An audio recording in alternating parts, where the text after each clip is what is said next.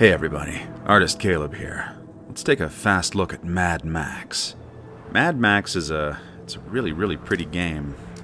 I'm gonna start out and look at the settings, I guess. I always seem to do that with these fast looks. Why not, right? You can have subtitles and tutorials and vehicle roll. That's where if you're hungry in your car, you can have this little roll, it's got some butter on it, and you can snack on that. I'm not sure what that is, actually. Let's see, controller, you got button maps and sensitivity, audio is there and stuff, and whoa, what's this? Oh yeah, the gamma thing. Of course, I clicked on gamma. I wasn't even looking, I just clicked on it, and then, whoa, what's going on here? I gotta start paying attention. Alright, so graphics, you can have all this, just like a ton of settings actually. Holy cow. A ton. And of course key mapping. For the ground and vehicles, and blah blah blah, all that stuff. Alright. So, I'm gonna go ahead and load a game here. When you start out your game, or you resume basically as you're playing, you're gonna start in these little forts. And here's what I'll say right away about the controls and the graphics and everything. I mean, everything's beautiful. Controls handle really well. At least they seem to for me. I guess I'm not too picky or something like that, but they handle really well. It's really nice. And you can sort of upgrade your fort because you go around and you look for stuff. Water storage, for instance, because water is really important in this world. It's one of the most important things that there is. A stockpile of scrap, right? So you're just basically collecting. You're upgrading it, you know. So in other words, you become independent of having to find stuff in the main world, and it's really handy. So this guy over here is your companion, and he's this obsequious little hunchback guy. You know, he's obsequious meaning like a toady, you know, like, you know, he kisses up all the time because he's kind of afraid of Mad Max, and so he's, I don't know, become loyal to him or something, you know. Like he's a eunuch or something, and he's just attached himself to Mad Max and is servile. You know what I mean? So, anyway, this is your car, this is your vehicle, and you can have a lot of different types of vehicles. I'll go into the vehicle collection here and show you.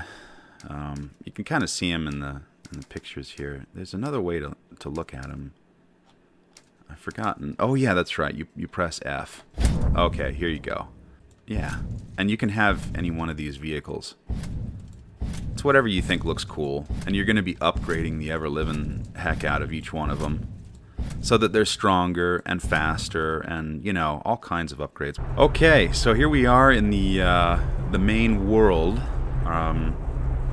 and actually this is pretty cool because we got out here right when a storm is approaching us. Look at that sucker coming on. Oh, it's a scary thing. That means that we've got to find shelter for sure.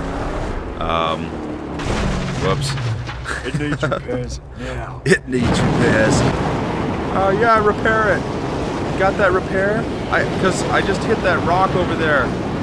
Sorry about that. Can you hear me?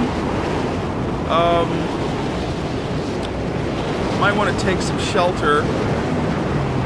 You know, just saying. There's a storm coming. Ah, sorry. We need some repairs again.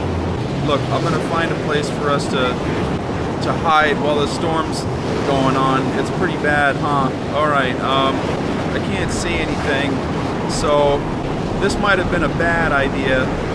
There's a car. Oh, sorry about that. Yeah, we might be screwed a bit. Oh, sorry again. Okay, now I'm lost. Yeah, I'm an idiot. Wait, I think I found something here. Oh, here we go. Okay. Yeah, so there's a lot of repairs now. Sorry. Alright. Dam was blown off. You want to get out there and do what you said you'd do? I don't remember what I said I'd do. Yeah, that was pretty cool. So that was a storm. Let's just get back out there again. I think the profane camps of the Scrotus hordes should be destroyed. There's lots of words like that. Like Scrotus. I don't know why. It's really gross. I don't know. It's a post-apocalyptic future. But the worlds are absolutely massive. I really can't make a full, I guess, I don't know, review of this. Because, well, number one, you'd find a better review out there than I'm sure that I could do, and a more thorough one, because this is a really big game, actually. It's actually quite large. And there's a lot of stuff hidden everywhere. There's a ton of stuff. It's a big open world game. It's really big. I'm really impressed by the level of detail in this game. Super impressed. I've forgotten how to get out of this. Whoa! Whoops.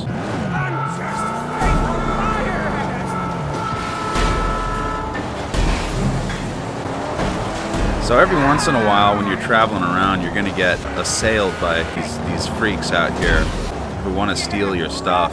You can chase them off. If you're winning the fight, then they'll run away. But then the car's on fire, and the Hunchback of Notre Dame back here has to fix it. Wait here. Yeah. Yes, gladly. It is my sacred place. Wait here. Fix the car. I don't know what I'm doing. I don't even know how to drive. So there's lots of scrap to collect. You need scrap. You need all kinds of stuff, you know, to build things. And whatnot. Now, one thing I will say about Quasimodo over here is that he tends to get a little bit annoying after a while. I don't know what it is. There's just something about him that gets a little bit annoying. He's all right though. Another thing too is that there are these things called history relics. They sort of tell stories, you know, a little bit of a backstory. About, you know, what life was like, I guess, before all this happened and stuff like that. They had something, but now it's gone. It's gone no matter how much they loved or hated or bigoted. And what I wanted to show you here, actually... Oh, wait, hang on. Fuel canisters. These are actually pretty important. You can't see Quasimodo because he's under there with his mouth open. You got to use it to fill your hunchback up. No. It's, you know, it's for cars and generators and stuff like that. You can also throw them. And well, sometimes they blow up. You can ignite them and throw them, and then they're like bombs.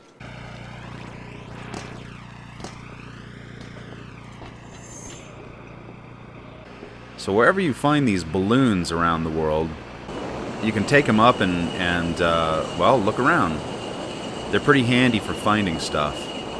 One thing I've got to say about this world that they've created is that it's vast, it's beautiful to look at, and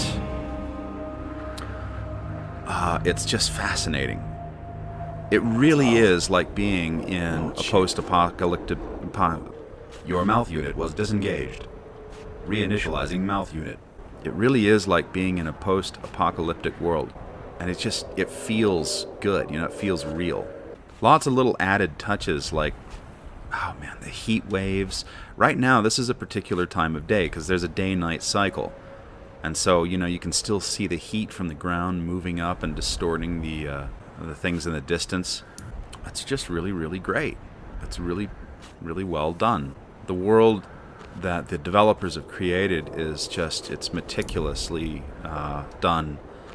Tons of attention to detail. There are caves and back roads and valleys, and there's danger everywhere. There's just danger lurking everywhere. Tons of things to loot. And speaking from the standpoint of somebody who is developing a game, creating a landscape like this is no small feat. Not by a long shot. That's nothing short of genius. The colors are absolutely perfect.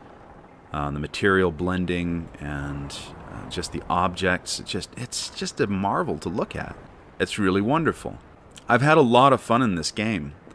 I will have to say, though, that just for me, after a while, it does tend to get old. It just does. I think that it just has to do with repetition. If you enjoy it, then great, and you're just going to have no end of fun. But for me, I did tend to feel like it gets old, you know, after a while. There's nothing technically wrong with the game. I could spend an unlimited amount of time here, and I could revisit it in the years to come. If computers can still run it, then I'll come back to it. So wherever you spot these things, these little fire towers, you're supposed to bust them apart. You're supposed to break them. Steel Titan don't like the land here. Whoa! Looks like we got some company. Let me try to show you a fight so you can see what that's all about. Hopefully they're going to get out, try to fight me. But usually they just sort of try to hit you for a while. It's pretty incredible. I mean, it feels very realistic. I'm giving Chum back there plenty to work on. Here we go. All right, come on, let's do it. Let's do this. Fighting's nice. It feels good. It's basically just button mashing, but it feels satisfying. There's a lot of melee, and I'm not good at remembering button combinations. Shut up, Chum. Oh, for crying out loud! That's what it is. That's what it is. He's really, really dramatic about everything. And after a while, you're just kind of like, all right, I know, buddy. It's the future. It's post-apocalyptic. But, you know, give it a rest. How about a joke every once in a while or something? I don't know. Yeah, you can take their vehicles, or you can blow them up and you can gather the scrap from them. Yeah, lots of stuff like that. There's a lot of stuff under the hood, so to speak, in this game. A whole lot. That's why there's no way that I can be thorough in this. But you can do, like, for instance, check this out. You can go into sniper mode and take out these snipers. There's got to be a weakness. There's got to be a weakness. But of course, naturally, I don't have any bullets because those are hard to come by. So I'm just some jerk in the back of a car with a worthless sniper rifle. Throughout the game, there are all these strongholds that you want to try to get into if you can. They're just chock full of loot, and you know it's like it's somebody else's fort. You know, so if you take it, then you've got their fort, and you've got all their stuff. I'm gonna uninstall the game because I need the room on my hard drive. It's taking up around 35 gigs right now, and I'm to the point where I actually need it. But I am a little bit sorry that I have to uninstall it, because every time that I do jump into the game, I spend an enormous amount of time in it, and I have a lot of fun, and I enjoy it. And it runs so beautifully. It runs really, really well. And I don't think it even takes any sort of a big computer to run it. It's just really well optimized. And so my verdict on this game is that you're going to have fun with it. You are. And you're going to enjoy it, especially if you like the post-apocalyptic Mad Max kind of stuff. Then you're just going to have a blast with it. So I don't really have any complaints about it, other than, yeah, for me it does tend to get old after a while. But there's nothing really wrong with the game. I would say, yeah, go for it. If you get a chance to grab the game and play it, see what you think. This is interesting. See, this is a part of a game that I've never been at right here. You're constantly going to find places you've never seen before.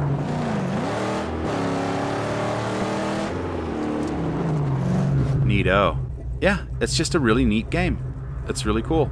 You know what? I'm going to make this fast look, and then after it's done and uploaded, I'm going to watch this. I'm gonna regret all the things that I didn't say about the game. But the truth is, it's just a really cool game, and you're gonna have a lot of fun with it. Plenty of foes around, Saint. Flickering in the dark. We should hunt them down. Shut up, chum. I always wanted to be a lighthouse. Ding ding ding ding ding ding ding.